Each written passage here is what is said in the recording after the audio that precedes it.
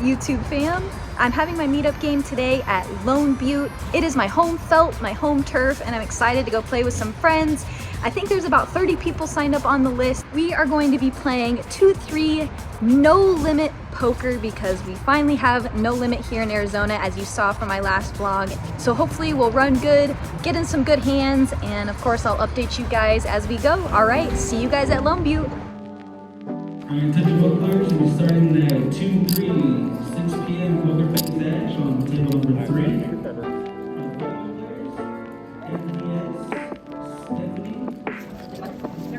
Alright, I was ready to take my seat and play in this 2-3 no limit game where the max buy-in is 600, so that's what we're in for. We ended up getting 4 tables running for this meetup game, which it was very last minute during Christmas time, so I wasn't expecting such a great turnout, but I was so stoked. So we start out on table 1.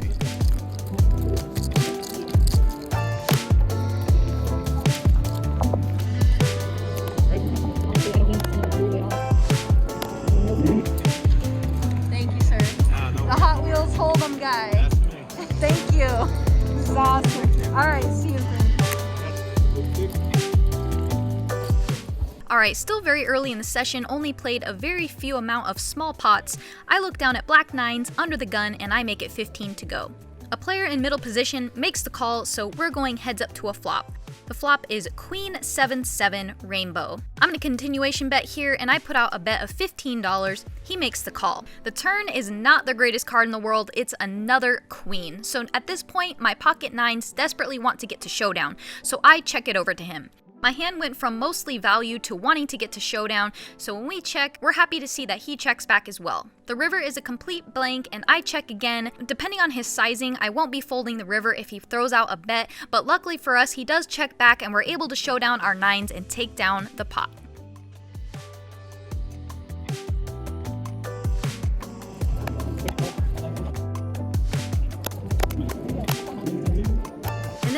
I look down at ace-6 of diamonds in the hijack. It's definitely in my opening range, so I make it $12 to go. The cutoff folds, the button folds, the small blind folds, and the big blind comes along, so we're going heads up to a flop. The flop comes ace high, he checks, and I put out a small down bet of $5, and he folds pretty quickly, and we take down a very small pot, but hey, I'll take it. In this hand, there's a raise from early position to $12. I look down at ace-king offsuit on the button, and I 3-bet to 35. I don't need to make it a big sizing since I'm in position, so just a standard 3x is pretty good here. The small blind cold calls. The small blind was a pretty tight player, so alarm bells were going off in my head. The original razor calls, so we're going 3 ways to a flop of jack, 10, 3 with 2 clubs. With the small blind cold calling my 3-bet, I do not love the jack or the 10 on the flop because he's going to be very high pair heavy, 9s, 10s, jacks. So on this draw heavy board, having the king of clubs, I can definitely bet here and I can also just check and play this pot passively, and this time I decided to check. The turn is a 7 of clubs. The small blind checks yet again. The early position raiser also checks, and now I have another decision on my hands, but I can't really rep much of anything at this point, so I decide to check and hope that we improve on the river. The river is a complete blank. It's the 6 of diamonds. The small blind bets $75. The early position original raiser folds, and I look down at my hand, try to figure out what I can beat, and the answer is probably nothing. So I toss in my card, say nice hand, and he flips over pocket queens. So I played that hand kind of weird, definitely took a passive line, but in the immediate short-term results, I definitely saved a lot of money there because he was obviously not going anywhere. In this hand, there's a straddle on the button to $6. I'm in early position and look down at pocket queens and I make it $22 to go. The big blind, who's played a lot of hands against me so far, he makes the call and we're going heads up to a flop. The flop comes ace, 9, deuce, rainbow, about as dry as it gets. He checks it over to me, and on this dry board, I'm going to be betting a quarter pot with my entire range here. I put out a bet of $15. He makes the call, so we're going to a turn card. The turn is the 5 of diamonds, he checks, and my hand isn't exactly a 3 street value hand, so I'm gonna check this turn card and see what develops on the river. The river is the 8 of spades, he checks again, and I was hoping he'd throw out a bet that we can bluff catch, but at this point I don't see what we can get called by that checks all 3 streets, so I check and he shows king high, and we flip over the winner and take down the pot.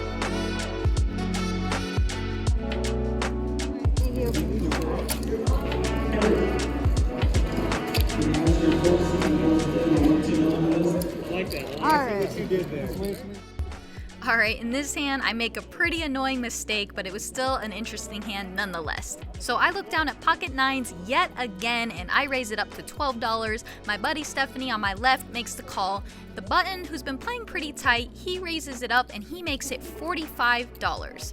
The small blind folds, the big blind puts in the cold call, and now I feel like with stacks at this depth, multiple players in the pot, it's definitely more than profitable for me to make this call, so I put in the extra money, and so does Stephanie, so we're going 5 ways to a flop of $45 each.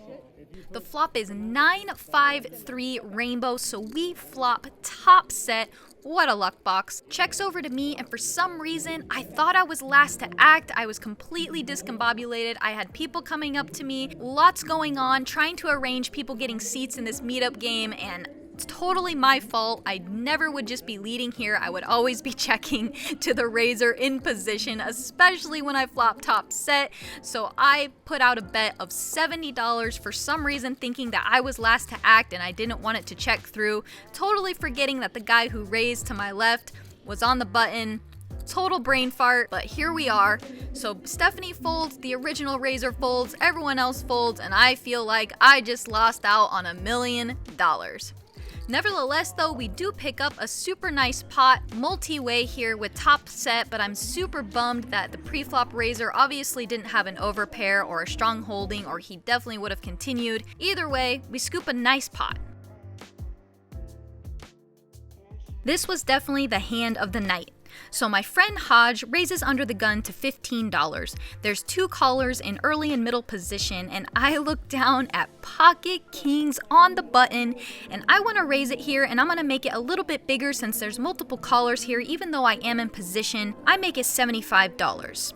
Hodge thinks for a little bit, and then to my surprise, he makes it $175 to go, and he leaves himself about $410 behind. 5 betting here would make stacks extremely awkward post-flop. I didn't feel like there was any other option than to just shove all in, so I go all in. Hodge doesn't think very long before tossing in a chip to make the call, and so we're taking this to the streets, and we're gonna see all 5 cards all in for over $1,000 pot with pocket kings. The board ran out clean, and we scooped a nice one. Hodge and I were both playing the Pokemon game. If you're not familiar with it, I learned this game in Austin at the Lodge. If you both have a Pokemon in play, whoever felts the other person or wins a pot of over $5,000, you get to take their Pokemon. So I'm trying to catch them all, and in this case, we picked up a brand new Pokemon, and now we acquired Muck. And we won a very nice pot, so overall, I couldn't have asked for a better spot. You get to select one of them, and that will tell you what you want. Alright, buckle up guys. There's an early position limp, and another early position player who is fairly aggressive and plays a very wide range of hands makes it 15 to go. I look down at Queen 9 of clubs in the small blind. I'm looking to get involved. I've been very card dead, so I decided to make the call. The original limper calls the 15, so we're going 3 ways to a flop. The flop is Ace 9-7 rainbow. The under the gun player checks, and the original raiser puts out a bet of $30. I'm not going away just yet, not with my pair of 9s here against this player who can have a wide range here, so I make the call, and the under the gun player also makes the call, so we're going 3 ways to a turn card. The turn is a great card, it's the 9 of hearts, but it does bring a backdoor flush draw. We check it over to him again, and he bets 80. We can certainly raise here, but also calling keeps worse hands in, and if he does have a hand like ace king, ace queen, ace jack, etc., we definitely don't want him to fold. So by putting out this bet, after betting the flop and the turn, he is polarizing himself to some degree. So against this player who can have a wide range of hands, I decide to flat. The under the gun limper lets his hand go, so we're going heads up to a river card. The river is the 3 of hearts. At this point, I thought the villain's range consisted probably of some high card aces like ace king, ace queen, ace jack. So I want to get the max for my hand. I do have trips. The river did bring in a flush, but I'm not too concerned about that considering he bet the flop and the turn, and it would be an absolute disaster if this hand got checked on the river. I want to try and get max value for my hand, so I put out a bet of $200. He thinks for a second before tossing in a chip to call, and he flips over 6-7 of hearts. So our heart gets crushed on this river card. If we get raised on that river card, we're folding. It's just very unfortunate that he went runner, runner, flush, but he's not going anywhere on that turn, especially when he has a pair and a flush draw. So just a little unlucky to run into it there, and unfortunately we donate a couple $100 to Villain. Alright, now you'll be on there. Sheesh, man. 43 off.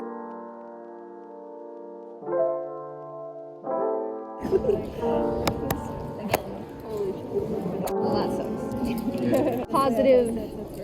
Very positive.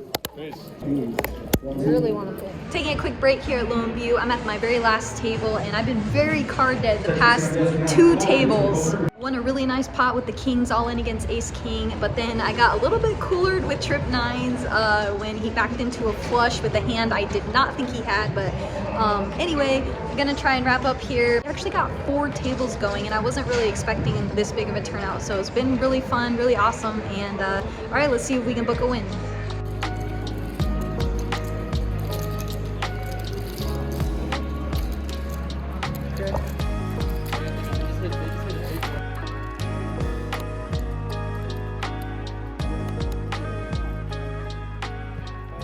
This was one of the last hands I played of the night, and it was definitely one of the most interesting ones. I hadn't played a single hand at this table. I was extremely card dead, but I wanted to give action because these people came to try and get some ash cash. So I looked down at king 9 of spades under the gun, and it felt like aces. I make it $10 to go. My friend Lee to my direct left raises to $25.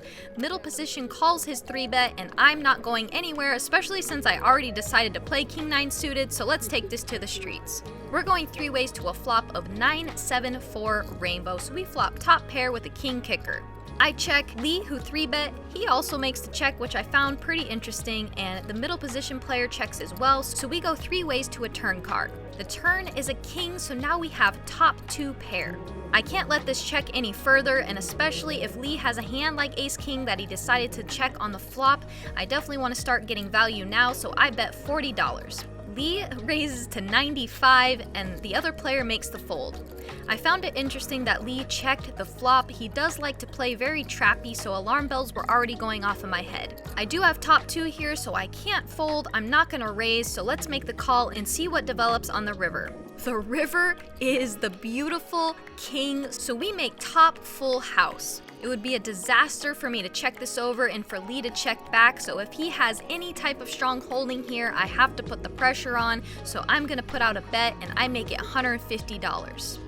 Lee thinks for a while, and then he finally tosses in the call, and I was shocked that he had pocket 7s. He just decided to flat my bet on the river. He told me he thought I had exactly king 9, and even if I bet a little bit bigger, he wasn't gonna make the call. He somehow just knew I had it, so shout out to Lee for the sick call there on the river and no raise. Luckily for us, we do scoop the pot. My buddy Lee takes a pretty sick beat there with me going runner, runner, full house.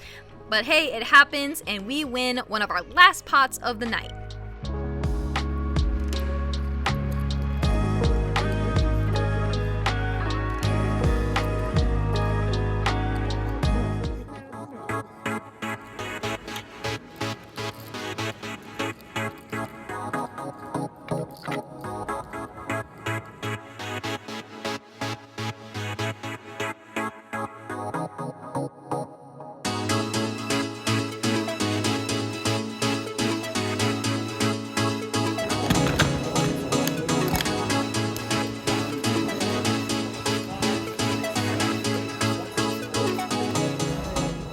Alright, well, I think we had some meetup game success tonight. I was in the game for $600 and I cashed out with $1,150 for a profit of over $500. So meetup games so far have been really good to me. I had a blast, I had a great time. I honestly was shocked at the turnout. 4 tables going, such a fun time seeing all my friends show up and new friends and new faces. I hope you guys enjoyed vlog number 20. 20 is a special number to me. It's been my basketball number my entire life, in high school and in college. We have hit 20 vlogs, 15,000 subscribers. It's pretty insane, you guys. But anyway, if you guys enjoyed the vlog, would you guys do me a huge favor and go all all in and like, comment, and subscribe. It would mean the world to me. Remember, we're just getting started on this journey and it's only up from here. I'll see you guys next time.